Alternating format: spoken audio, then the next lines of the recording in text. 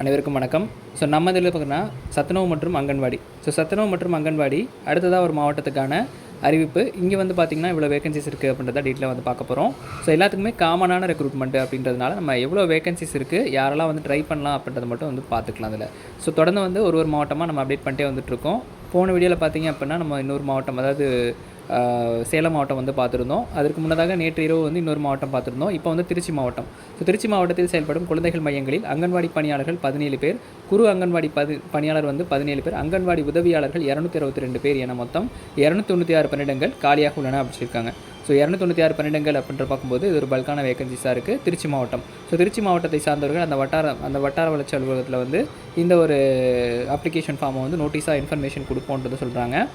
Official website ICDS.government.in வெப்சைட்டில் தான் இந்த ஜாப் நோட்டிஃபிகேஷனுக்கான இன்ஃபர்மேஷன் எல்லாமே நம்ம தெரிஞ்சுக்க முடியும்.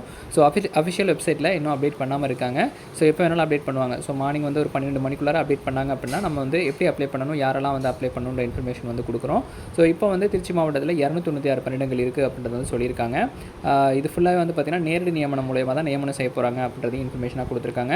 காலி பணியிட விவரம் மாவட்ட திட்ட அலுவலகத்திலும் அந்த வட்டார குழந்தைகள் வளர்ச்சி திட்ட அலுவலகத்திலும் தகவல் பலகையில் ஒட்டப்படும் என சொல்லியிருக்காங்க. தகுதி விருப்பம் உள்ளவர்கள் விண்ணப்பங்களை விண்ணப்பித்து பூர்த்தி செஞ்சு அந்த குறிப்பிட்ட காலத்துக்குள்ளே வந்து அனுப்பலாம் அப்படின்றத சொல்லியிருக்காங்க. 296 பணியிடங்கள் இருக்குது அப்படின்றத திருச்சி மாவட்ட ஆட்சித்தலைவர் சார்பாக வந்து வெளியிட்டிருக்காங்க. தொடர்ந்து அடுத்தடுத்த வீடியோவில் நம்ம ஒரு மாவட்டமாக வந்து பார்க்கலாம். தொடர்ந்து சேனலை வந்து ஃபாலோ பண்ணுங்கள், சப்போர்ட் பண்ணுங்கள், சப்ஸ்கிரைப் பண்ணுங்கள். நெக்ஸ்ட் மாவட்டம் என்ன மாவட்டம்ன்றதை நீங்களும் வந்து கமெண்ட் செக்ஷனில் கமெண்ட் பண்ணுங்கள். கண்டிப்பாக நான் சர்ச் பண்ணி உங்களுக்கு வீடியோ மேக் பண்ணி போகிறேன். நன்றி, வணக்கம்.